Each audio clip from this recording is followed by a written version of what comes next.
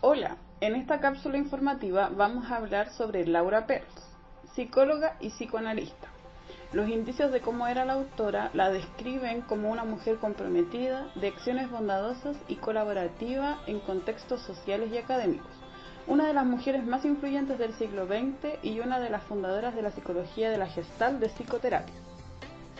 Su nombre era Laura Posner, nació al sur de Alemania en una familia de origen judío. Estudió Derecho para continuar con la tradición familiar y por medio de la obra de Freud manifestó su inclinación hacia la psicología. Finalmente estudia Psicología en la Universidad de Frankfurt y un doctorado en Ciencias con especialidad formativa en el campo del psicoanálisis. En 1930 se casa con Fritz Perls, luego de conocerlo en el Instituto Psicológico de Frankfurt, lugar en que ambos eran colaboradores de Kurt Goldstein, psiquiatra y neuropsicólogo. En 1933, con la llegada del nazismo, deben viajar a Ámsterdam para luego establecerse en Sudáfrica. En Sudáfrica, redacta junto a su esposo el libro Yo, Hambre y Agresión, publicado en 1942, que según su título en inglés es una revisión de las teorías y métodos de Freud. Años después, junto a su esposo y Paul Goodman, publican en 1951 Terapia Gestalt, Emoción y Crecimiento de la Personalidad Humana, donde lo más reconocido son las leyes de percepción de la Gestalt, que son 9 y se representan con distintas imágenes que tienen como premisa que el todo es superior a la suma de sus partes, ya que el hombre no percibe las cosas como entidades aisladas, sino más bien las organiza en totalidades significativas.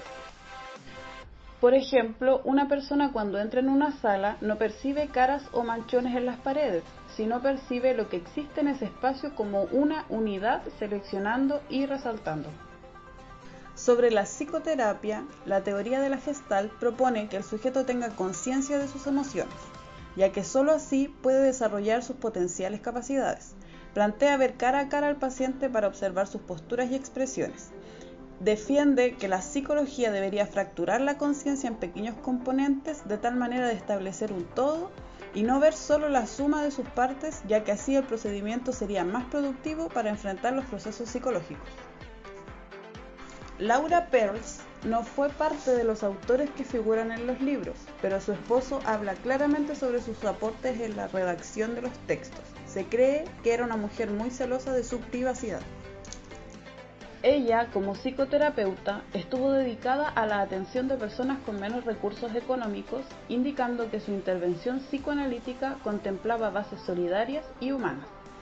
Por su aproximación a la danza, orientaba su actitud terapéutica en la Gestalt a un enfoque centrado en una terapia vivencial, es decir, el paciente no debía referirse de forma remota a lo que recordaba, sino más bien era invitado a sentir esa experiencia en el tiempo presente, tomando conciencia de su cuerpo y sensaciones al revivir esas circunstancias. Hoy en día existen grandes corrientes con influencia en la terapia de Gestalt, con escuelas en algunos países como México, España, Brasil, Uruguay, Italia y Chile, entre otros.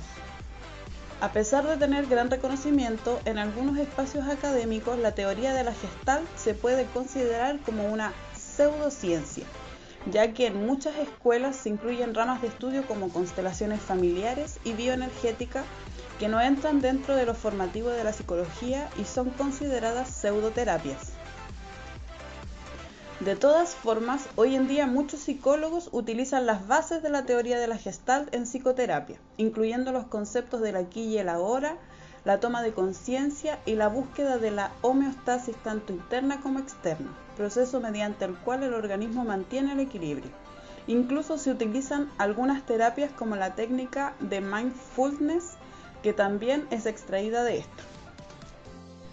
Esperamos que se abriera su interés por conocer más sobre esta psicóloga y sus planteamientos.